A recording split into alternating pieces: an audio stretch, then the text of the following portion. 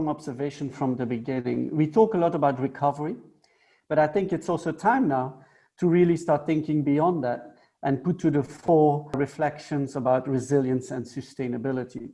This present situation of COVID and through the experiences of our ILC members, we've seen that this crisis directly originates, but also impacts on land rights. So protecting land rights is part of the mitigation processes we've entailed, we've implemented towards recovery. But it's also time now to look ahead and understand and promote land rights as being the center for new opportunities to build better in the future in the medium and longer term. Land rights are foundational elements to various pillars of sustained development.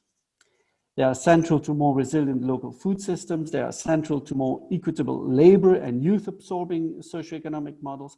They are central to more sustainable environmental management system, and they are central to stronger local democracies.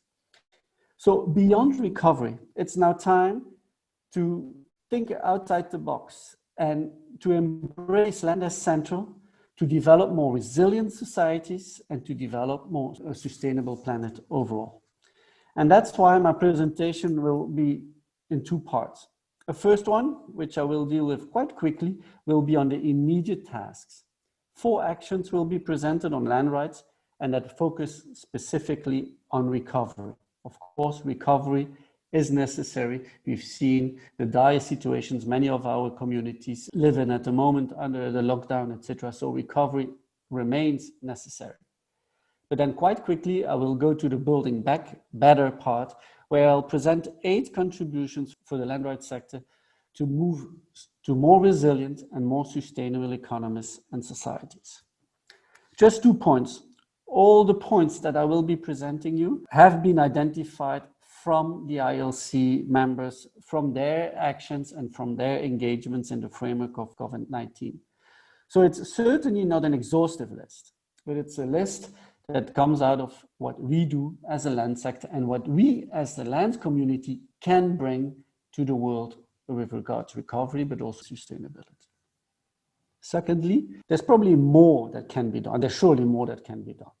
But the points I will make here are only focusing on land rights, mainly because I was asked to talk about land rights, of course, but also because we want to make a point here, and it's to say that land is central.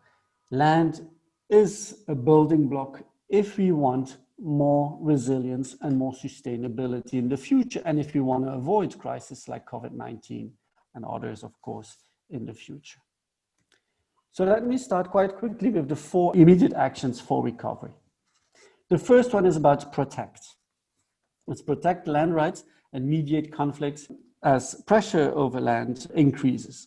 Pressure on land increases because, you probably know better than me, we've been affected by reverse migration, mainly by returning workers, which puts commercial pressure, but also use pressure on land, especially for women that are disproportionately more affected.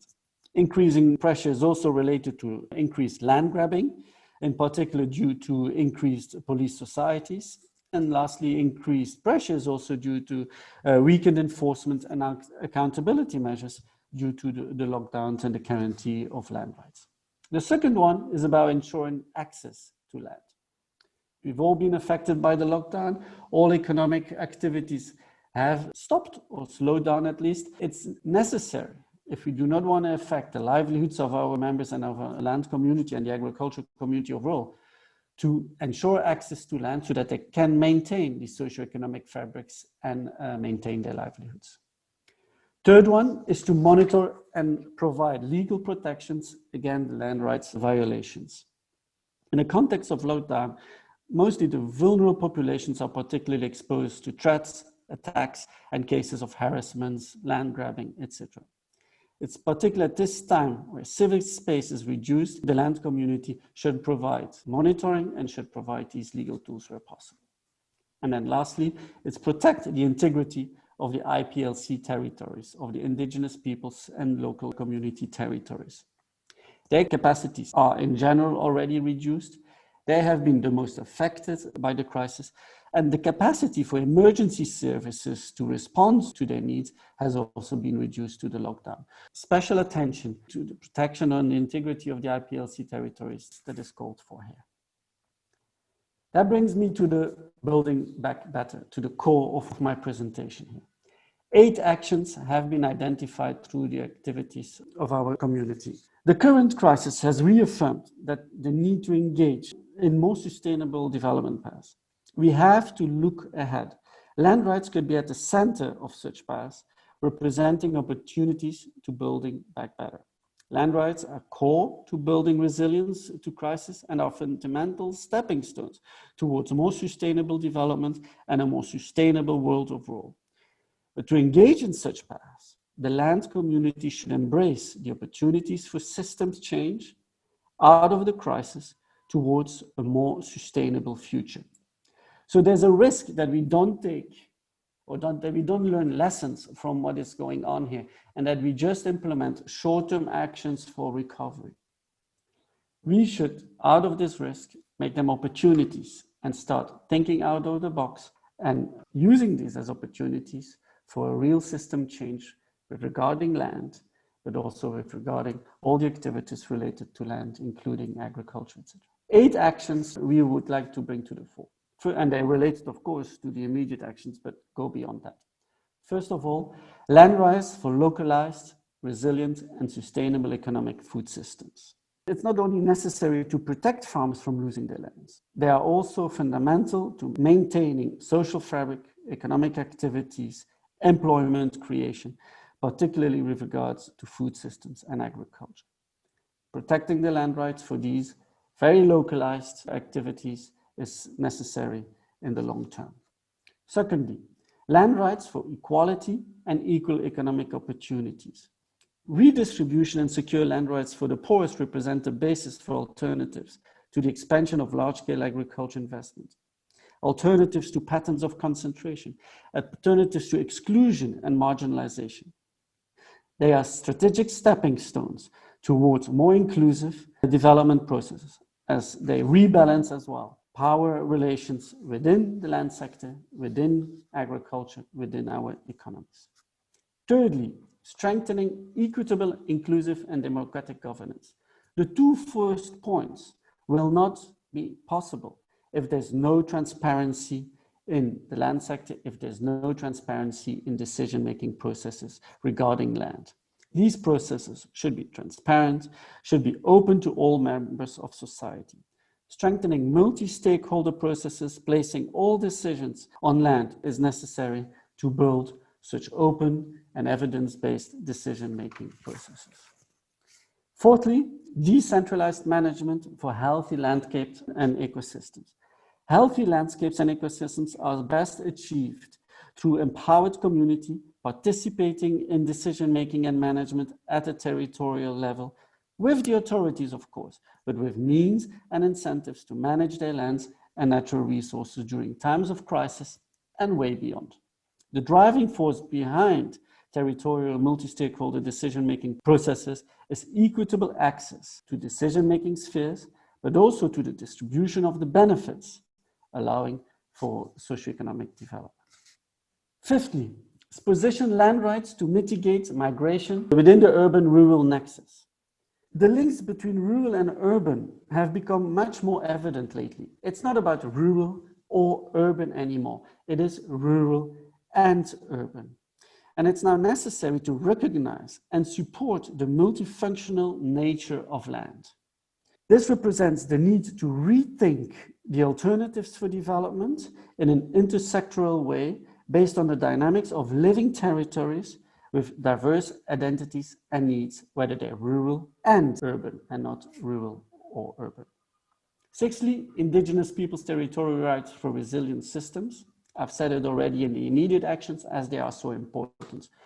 But recognizing their rights and territorial rights is not only defending their land rights, it's also recognizing the stewardship role that the indigenous peoples play with regards to climate change, global biodiversity, biocultural conservation, and the justice and sustainable livelihoods. I don't think number 7 needs to be said anymore, but it has to be emphasized every time. Women's land rights for gender justice. As I said, women are disproportionately affected by such crises, whether it's COVID or the longer crisis like climate change, etc. Protecting their rights is certainly still more than necessary. And last point, democratizing land data for future crisis preparedness and inclusive evidence-based decision-making. If you want it to be more transparent, we need to make it more evidence-based. Unbiased land information, capturing the multi-dimension of land, the multi-sectoral nature of land is necessary to feed these processes. Regarding that, there's a need for promotion and recognition of non-traditional and open land databases alongside their acceptance and integration into the official data systems. Being parallel data systems is not sufficient. They have to be integrated in the official systems. I'll just conclude. So I think you've understood well. I made my point. Land rights are very central to the recovery, but also to resilience and more sustainable development paths. To promote that, we need to rethink generally our future by being innovative, by putting land in the central into a broader framework. It's not only about land for land rights, it's about land for climate change, land for resilience, land for sustainable development, land for gender, etc. Keeping land rights as a priority is necessary within these broader frameworks. And I think we all here at the Asian Land Forum convinced of that, but there's still a long route to go. At the ILC Secretariat, part of the Land Momentum Group just finalized a research about the VNRs, about the voluntary national reviews. And we've seen that only in a few, actually in only one or two of all the countries that have presented the VNRs, land was part of it. So in only very few, land was mentioned. And even if it was mentioned, it was only marginally mentioned. So there's still a huge work from our land community to promote land as central and to rethink the future where land is central, but land is part of these broader dynamics. Thank you very much. Mabuhay ang pamilyang magsasaka.